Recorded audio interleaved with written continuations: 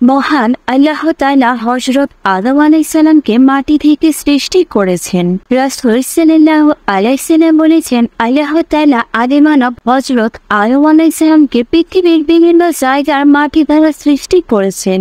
কাবা ঘরের মাটি দ্বারা মাথা, ভারতের মাটি দিয়ে পেট ও পিঠ, দুনিয়ার পূর্ব সীমান্তের মাটি দিয়ে দু হাত এবং পশ্চিম সীমান্তের মাটি দ্বারা দু পা সৃষ্টি করেছেন।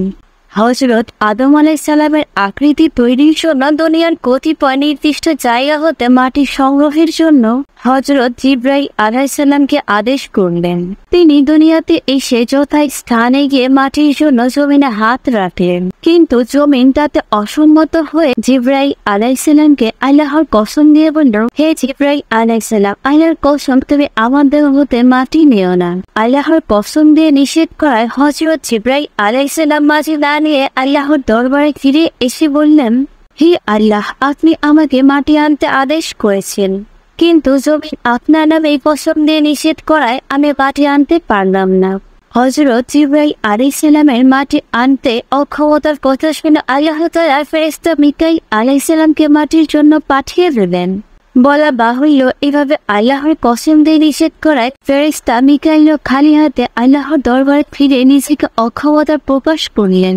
তখন মহান আল্লাহ তাআলা এই কাজের জন্য ফেরেশতা ইসরাফিল আলাইহিস সালামকে নিয়োগ করলেন, কিন্তু একই কারণে তিনিও বিফল হয়ে ফিরে আসলেন। অবশেষে আল্লাহ তাআলা এই কাজের জন্য আজরাইল আলাইহিস সালামকে প্রেরণ করলেন। আজরাইল আলাইহিস সালাম পৃথিবীতে এসে যতই স্থানে উপস্থিত হয় জমিন থেকে মাটি নিয়ে গেলেন। জমিনের কথায় কোনো কর্ণপাতও তিনি করলেন না। তিনি বলেন, জমিন, তুমি যে আল্লাহর কসম দিচ্ছ, সে আল্লাহ তাআলাই আমাকে মাটি নিতে প্রেরণ করেছে, কাজে তোমার কথায় আমি আল্লাহর আদেশ পালনে বিরত হতে পারি না। এটি বলে তিনি মাটি দিয়ে আল্লাহর দরবারে পেশ করলেন। অতঃপর আল্লাহ নির্দেশে ফেরেশতারা মাটি যায় ও মক্কা শরীফের মাঝখানে রেখে দেন। তখন আল্লাহর রহমতে তার উপর বৃষ্টি বর্ষিত হয়। এতে 2 বছর সময় মাটি কাদায় পরিণত হয়। চতুর্থ বছরে মাটি খননে এবং ষষ্ঠ বছরে শুকনো মাটিতে রূপান্তর হয়।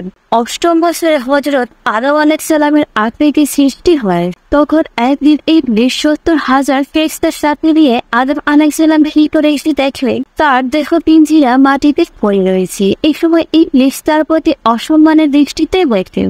আব্দুল্লাহ ইবনে আব্বাস রাদিয়াল্লাহু তাআলা হতে বর্ণিত, তিনি বলেন, একদিন অভিশপ্ত ইবলীস হযরত আইয়ুব আলাইহিস সালামের দেহ পিঞ্জিরায় নাভি পর্যন্ত গিয়ে পৌঁছায়, কিন্তু আদম আলাইহিস সালামের দেহ পিঞ্জিরার ভীষণ উত্তাপের কারণে বের হয়ে আসে। এতে আদম আলাইহিস সালামের প্রতি ইবলীসের হিংসা, বিষেদ ও শত্রুতা ক্রমান্বয়ে বেড়ে যায় এবং আদম আলাইহিস সালামের দেহে পিঞ্জিরার উপর থুতু ফেলে চলে আসে।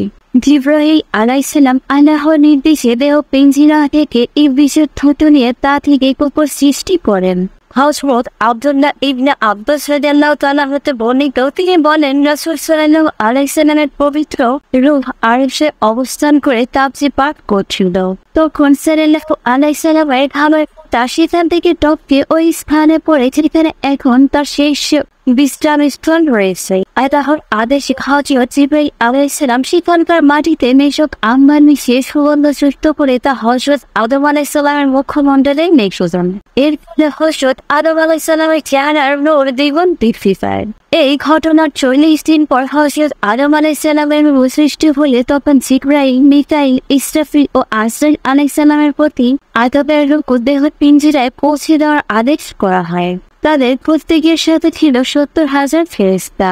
হযরত আদম আলাইহিস সালামের একটি পাথরে করে আরেকটি ঢাকনা দিয়ে রেখে এনে আদম আলাইহিস সালামের মস্তকের ওপর রেখে ঢাকনা উঠিয়ে ফেলেন। কেমন করে হযরত আদম আলাইহিস সালামের দেহ পিঞ্জিরায় প্রবেশ করে তা দেখার জন্য সপ্তম আসমানের ফেরেশতার আগমন ঘটে। যখন শব্দ হলো, হে রূহ, এ দেহ পিঞ্জিরায় প্রবেশ করে, তখন হযরত আদম আলাইহিস সালাম দেহ পিঞ্জিরার চারদিকে চক্কর দেয়, কিন্তু ভেতরে প্রবেশ করতে না পেরে নিবেদন করে, আল্লাহ, আমি নূরের তৈরি, আর এই দেহ পিঞ্জিরা অন্ধকার আবর্জনা ফেলল, কেমন করে আমি এতে প্রবেশ করবেন? এরপর আবার শব্দ হলো, হে আদমের রূহ, এই দেহ পিঞ্জিরায় প্রবেশ করো এবং অনিচ্ছায় বের হতে আসো। এই নির্দেশ পেয়ে আদম আলাইহিস সালামের রূহ দেহ পিঞ্জিরায় প্রবেশ করে মস্তিষ্কের চতুর্দিকে ঘুরতে থাকে। যখন হযরত আদম আলাইহিস সালাম চোখ খুলেন তখন তার মাথা থেকে কণ্ঠনালী থেকে বক্ষি এবং বক্ষ থেকে নাভি পর্যন্ত পৌঁছায়। হযরত আদম আলাইহিস সালাম স্বয়ং দেহের প্রতি তাকিয়ে দেখবেন আল্লাহ পাক তাকে দিয়ে কি সৃষ্টি করেছেন। এই সময় তার সমূহ বৃষ্ট হাড় ও অস্থিমজ্জা মোট কথা সমস্ত শরীরের বায়ুনায় ঘুরতে থাকে। হযরত আদম আলাইহিস সালামের নফসকে শুইয়ে দেওয়া এবং চেহারা মর্দনের জন্য ফেরেশতাদের পাঠানো হয়। এই অল্পক্ষণ পরে তার হাজি আসে। আল্লাহ তাআলার পক্ষ থেকে আগত এই হামের শিক্ষা অনুসারে হযরত আদম আলাইহিস সালাম আলহামদুলিল্লাহ বলে ওঠেন। উত্তরে আল্লাহ পাকের তরফ থেকে বলা হয় ইয়া আনাতমাতিনিয়া। ফেরেশতাদের নির্দেশ দেওয়া হলো তোমরা তার সামনে সিজদারত হও। সঙ্গে সঙ্গে সব মালায়েকারাই নির্দেশ পালন করলো, কিন্তু ইবলিস গর্ব ভরে সে নির্দেশ পালন করতে সোজাসুজি অস্বীকার করলো। আল্লাহ তাআলা বলেন যখন ফেরেশতাদের বললাম আদমের প্রতি নত হও তখন ইবলিস ছাড়া সকলে নত হল। সে অমান্য করলো ও অহংকার করলো, সুতরাং সে প্রত্যাখ্যানকারীদের অন্তর্ভুক্ত হল। এবং আমি বললাম হে আদম তুমিও তোমার সঙ্গিনী স্বর্গে বসবাস করো এবং যথা অজিতা ইচ্ছে বক্ষণ করো। আল্লাহ তাআলা আরো বলেন এবং স্মরণ করো আমি যখন ফেরেশতাদের বলেছিলাম আদমের প্রতি নত হও তখন সকলেই পাত হলো শুধু ইবলিস ছাড়া। সে জিনদের একজন, সে তার প্রভুর আদেশ অমান্য করল। ইবলিস উত্তরে বলল আমি তার অপেক্ষায় শ্রেষ্ঠ, আমাকে তিনি আগুন দিয়ে সৃষ্টি করেছ, আজ তাকে শুধু মাটি দিয়ে।